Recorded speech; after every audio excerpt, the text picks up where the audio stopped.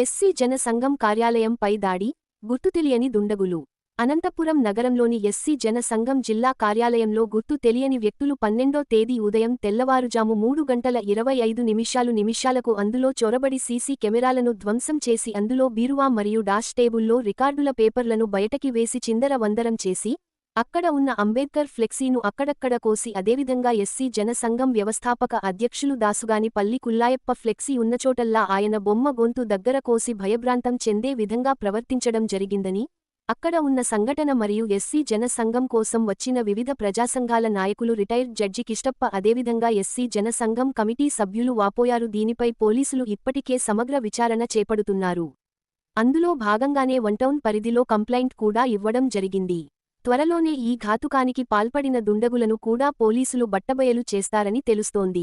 అయితే ఈ దాడి వెనుకల ఎవరు ఉన్నా కూడా ఉపేక్షించకుండా వారిపై కఠిన చర్యలు తీసుకోవాలని ప్రజాసంఘాల నాయకులు డిమాండ్ చేశారు. గత 12వ తేదీ రాత్రి 3 గంటలకి ఎస్సీ జన సంఘం రాష్ట్ర కార్యాలయం పైన అందేగొండ భారత రాజ్యాంగ నిర్మాత డాక్టర్ బిఆర్ అంబేద్కర్ ఫ్లెక్సీని కూడా చింపడం, తర్వాత రాష్ట్ర నాయకుడు ఎస్సీ జన సంఘం అధినేత దాసుగాని కుల్లాయప్ప ఫ్లెక్సీ పైన కూడా చింపడం, ఇవన్నీ చాలా దౌష్టికం. మీకు ధైర్యం దొమ్మ మగతనం ఉంటే మనిషితో ఢీకోనండి, అది లేనప్పుడు సనాసులుగా మిగిలిపడితే కానీ ఫ్లెక్సీ చింపడం వల్ల ఏం మీకు ఆ రోజు సంతోషం నిమిషం ఉంటుందేమో, మేము చింపితే మీవే ఉండవు. ఆ రోజు సమీపంగా ఉన్నాయి.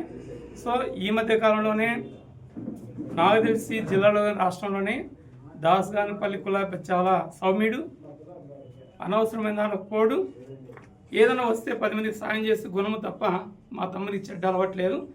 గత 40 సంవత్సరాల నుంచి నేను కూడా రాజకీయాలు చూస్తున్నాం.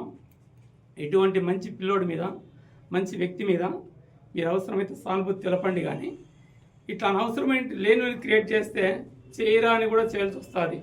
ఒకవేళ పల్లె రఘునాథ్ రెడ్డి గారు మీరేగా నిజమైతే వాటి పరిస్థితులు వేరే ఉంటాయి.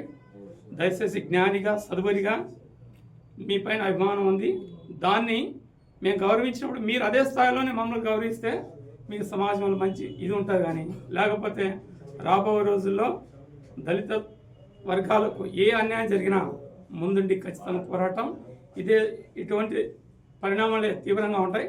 హెచ్చరిస్తూ మరీ ముఖ్యంగా చెప్తున్నాం, మీరు ఒకవేళ రాజకీయంగా నీకు ఏదైనా అడ్డున్నాడా చెప్పండి, కాదు కదా. రాజకీయంగా అడ్డేది అనుకుంటే నీకు స్టార్ట్ అయిన వాళ్ళు ఉన్నారు, వాళ్ళ దగ్గరికి పోండి.